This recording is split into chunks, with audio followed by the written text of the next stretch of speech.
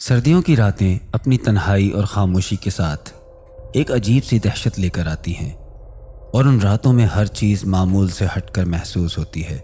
دھند صرف آنکھوں کے سامنے نہیں بلکہ دل کے اندر تک سرایت کر جاتی ہے، اور ہر چیز میں ایک پراسرار سرسراہٹ سنائی دینے لگتی ہے۔ یہ کہانی بھی ایک ایسے ہی دن اور رات سے شروع ہوتی ہے جب ایک گاؤں کے لوگ شدید پریشان حال اور ڈرے ہوئے شاہ صاحب کے پاس آئے۔ وہ لوگ بیمار تھے اور مسلسل یہی کہتے رہے کہ ان کے گھر میں جنات آ چکے ہیں، اور وہ ہر روز ان کی زندگی کو پریشان کر رہے ہیں۔ ان کی آنکھوں میں خوف کی شدت اور ہونٹوں پر ہچکچاہٹ واضح تھی، جیسے وہ جانتے ہوں کہ جو کچھ بھی وہ بیان کرنے والے ہیں وہ سن کر لوگ ہنسیں یا شک کریں، لیکن حقیقت ان کے سامنے ایک خوفناک حقیقت کے طور پر موجود تھی۔ گاؤں میں سردیوں کی شدت اتنی تھی کہ لوگ لکڑیاں جلا کر اپنے گھروں کو گرم رکھنے کی کوشش کرتے، اور اکثر کچن میں بچا ہوا کوئلہ ایک کونے میں جمع کر دیا جاتا، لیکن رات کے وقت جب سب سو جاتے وہ کوئلے غائب ہو جاتے، اور صرف ان کے پیچھے عجیب و غریب چھوٹے، بڑے، لمبے اور غیر معمولی پاؤں کے نشانات رہ جاتے۔ لوگ کئی بار اٹھ کر دیکھتے، لیکن دھند اور اندھیرے میں کچھ بھی دکھائی نہیں دیتا۔ اس خوفناک کہانی میں نہ صرف غیر مرئی مخلوقات کی موجودگی کا خوف ہے، بلکہ یہ بھی دکھایا گیا ہے کہ کس طرح ایک عام سا گھر جو سردی اور دھند میں لپٹا ہوا ہو اچانک غیر مرئی قوتوں کے دائرے میں آ سکتا ہے۔ ہر آواز، ہر حرکت، ہر چھوٹی سی آہٹ دل کو دہلا دینے والی لگتی ہے۔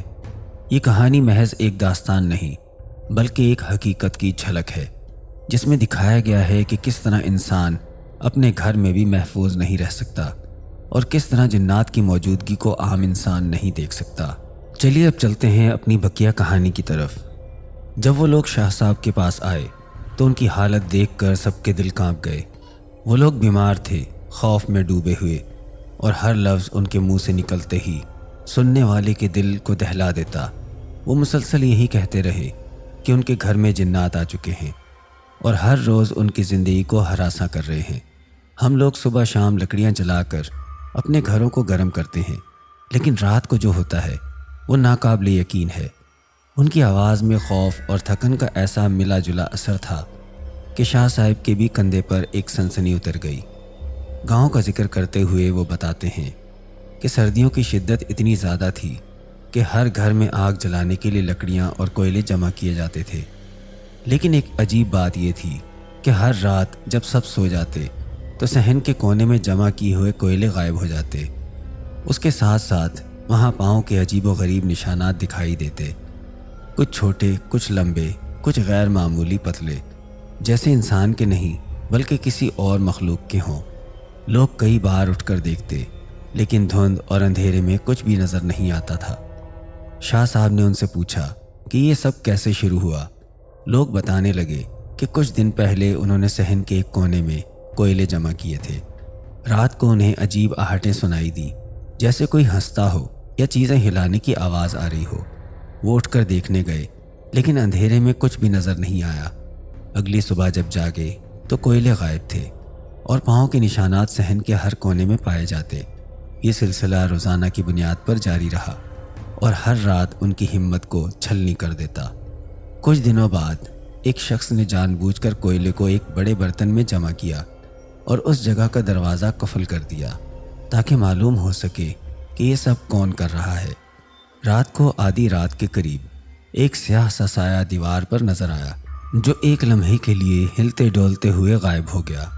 یہ منظر دیکھ کر گھر کے مالک کا دل دہل گیا۔ صبح جاگنے پر دیکھا تو کوئلے غائب تھے، لیکن پاؤں کے نشانات نہیں۔ یہ سب کچھ اتنا پراسرار اور خوفناک تھا کہ ان کی عقل دنگ رہ گئی۔ پھر وہ مولوی صاحب کے پاس گئے۔ مولوی صاحب نے بتایا کہ یہ سب جنات ہیں جو کوئلے کو اپنی خوراک کے طور پر استعمال کرتے ہیں۔ ان کی طاقت اتنی ہے کہ اگر عام انسان ان کے خلاف جائے تو وہ نقصان پہنچا سکتے ہیں۔ مولوی صاحب نے انہیں بتایا کہ صرف ایک عام بندہ یا کوئی تعامل نہیں خود سے جنات کو روکنے کی کوشش کرے تو یہ جنات اسے نقصان دے سکتے ہیں۔ حل یہ ہے کہ پہلے ان کے لیے آیت الکرسی کا حصار اور تعویذات بنائی جائیں تاکہ وہ محفوظ رہ سکیں۔ چند دن بعد جب آیت الکرسی کا حصار اور تعویذات لگائی گئیں تو گھر کے ماحول میں واضح فرق محسوس ہوا۔ پہلے ہر کمرے میں بیٹھتے وقت محسوس ہوتا تھا کہ کوئی موجود ہے، لیکن اب گھر کے اندر سکون تھا۔ ہر رات جنات باہر اپنی حرکتیں جاری رکھتے، لیکن اندر کوئی خوف یا پریشانی نہیں تھی۔ لوگ رات کو بغیر کسی ہچکچاہٹ کے سوتے اور صبح اٹھتے۔ شاہ صاحب نے ان کو سمجھایا کہ جنات کی خوراک اور ان کی عادتیں مخصوص ہیں۔ کوئلے اور ہڈیاں ان کی ضرورت کے مطابق استعمال ہوتی ہیں۔ اگر وہ ناراض ہوں تو وہ نقصان دے سکتے ہیں، لیکن اگر انہیں احترام کے ساتھ رکھا جائے تو وہ بغیر کسی نقصان کے اپنی حرکتیں کرنے لگتے ہیں۔ اس سے لوگوں نے سیکھا کہ خوف کی بجائے حکمت اور حفاظت کے ذریعے ہی ان غیر مرئی مخلوقات سے محفوظ رہا جا سکتا ہے۔ رات کے اندھیرے میں گاؤں کا ہر گھر خاموشی سے ڈوبا ہوا تھا۔ ہوا کے جھونکے کھڑکیوں اور دروازوں سے ٹکرائیں، جیسے کوئی غیر مرئی موجودگی اپنے قدم رکھ رہی ہو۔ شاہ صاحب کے گھر میں بھی ایک عجیب سا سکون اور خوف کا ملا جلا احساس چھایا ہوا تھا۔ مولوی صاحب کے کہے گئے حصار اور تعویذات کے باوجود کچھ ایسا ہوا جس نے سب کے دل دہلا دیے۔ شام کے آخری پہر جب سب سو چکے تھے، صحن میں اچانک ایک ہلکی سی روشنی دکھائی دی۔ یہ روشنی نہ انسانی تھی نہ کسی معیاری چراغ کی، جیسے دھند میں سے ایک سفید سا سایہ نکل آیا ہو۔ لوگ جاگ گئے اور دیکھتے ہی رہ گئے کہ صحن کے ہر کونے میں پاؤں کے نشانات تیزی سے بڑھ رہے ہیں۔ یہ نشانات چھوٹے اور لمبے، پتلے اور موٹے ایک ساتھ دکھائی دے رہے تھے، جیسے کئی مخلوقیں وہاں موجود ہوں۔ شاہ صاحب نے دل کی دھڑکن کو قابو میں رکھتے ہوئے اپنی جھوٹی دل جمی کی کوشش کی، لیکن اندر سے خوف نے اسے جکڑ لیا۔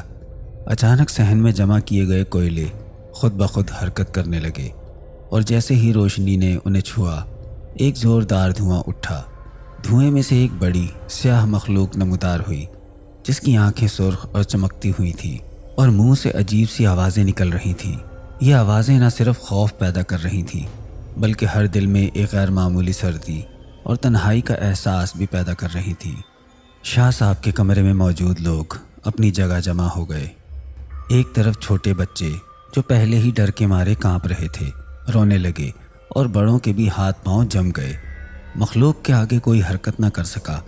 اچانک اس مخلوق نے ایک زوردار چیخ ماری، اور صحن میں موجود تمام کوئلے ایک ساتھ ہوا میں اڑ گئے، جیسے کسی غیر مرئی طاقت نے انہیں اپنی گرفت میں لے لیا ہو۔ اس دوران مولوی صاحب جو کہ کمرے میں بیٹھے تھے، فوراً آیت الکرسی پڑھنے لگے۔ ان کی آواز گھر کے ہر کونے میں گونجنے لگی۔ مخلوق کچھ لمحوں کے لیے ٹھہر گئی، پھر ایک شدید غصے کے ساتھ ایک زوردار دھکا دیا، جس سے صحن کی زمین میں ایک گہرا گھڑا پڑ گیا اور کچھ کوئلے اس میں جا گرے۔ سب لوگ خوف اور حیرت سے گھبرا گئے، لیکن مولوی صاحب نے زور دے کر پڑھنا جاری رکھا۔ اتنے میں اچانک ایک روشنی صحن کے ایک کونے میں جمع شد کوئلے کے اوپر پڑی، اور وہاں ایک نیم شفاف عورت جیسا سایہ نمودار ہوا۔ اس کی لمبے بالوں کی لٹیں ہوا میں تیر رہی تھی، آنکھیں سیاہ اور چمکدار، اور منہ ہلکا سا مسکرا رہا تھا، مگر مسکراہٹ میں ایک غیر معمولی خوفناک اور غمگین تاثر تھا۔ یہ چودائل کی صورت تھی جو دیوار میں پھنسے ہوئے کوئلے اور دھوئیں سے آزاد ہو کر حرکت کر رہی تھی۔ سایہ آہستہ آہستہ صحن کے اندر بڑھا، اور ہر قدم پر زمین پر پاؤں کے نشانات چھپتے اور ظاہر ہوتے۔ شاہ صاحب اور باقی سب لوگ کانپتے ہوئے پیچھے ہٹ گئے، لیکن کوئی بھی بول نہ سکا۔ چودائل نے ایک زوردار چیخ ماری، اور اس کی آواز سے صحن کے کونے کونے میں ایک عجیب ہلچل پیدا ہو گئی۔ بچے رو رہے تھے، بڑوں کی سانسیں رک گئی تھیں، اور خوف کا ہر لمحہ بڑھ رہا تھا۔ مولوی صاحب نے اپنی کتاب کھولی اور کوئلے کے ارد گرد تعویذ لگائی، آیت الکرسی کے ساتھ پڑھنا شروع کیا۔ جیسے ہی انہوں نے تیز آواز میں پڑھا، چودائل اچانک رک گئی۔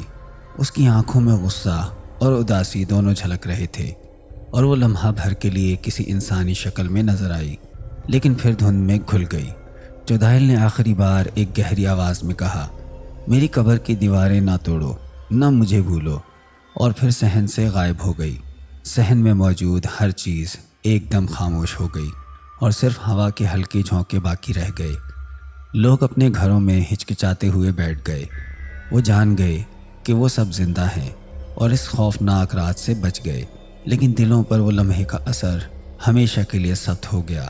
اس رات کے بعد بھی گاؤں کے لوگ مکمل سکون سے نہیں سو سکے۔ صحن میں جو چدائل نمودار ہوئی تھی اس کی یاد ہر دل میں رہ گئی تھی۔ لوگ ایک دوسرے سے سرگوشیوں میں بات کرتے اور ہر چھوٹے سے چھوٹے شور پر اپنے گھروں میں دبک جاتے۔ شاہ صاحب کے گھر کے دروازے اور کھڑکیاں صبح تک بند رہیں، لیکن ہوا کے ہر جھونکے سے دل میں ایک غیر مرئی خوف محسوس ہوتا رہا۔ مولوی صاحب نے سب کو سمجھایا کہ چدائل کی طاقت اس وقت کمزور ہوئی جب قرآن کی تلاوت ہوئی، لیکن یہ مکمل ختم نہیں ہوئی۔ دیواروں میں دفن مظلوم روحیں اور غیر مرئی مخلوقات کبھی کبھار انسانوں کی نظروں کے سامنے آ سکتی ہیں۔ لوگ جان گئے کہ صرف نظر انداز کرنا اور خوف زدہ ہونا کافی نہیں، حفاظت کے لیے ہر قدم پر ہوشیاری اور ایمان ضروری ہے۔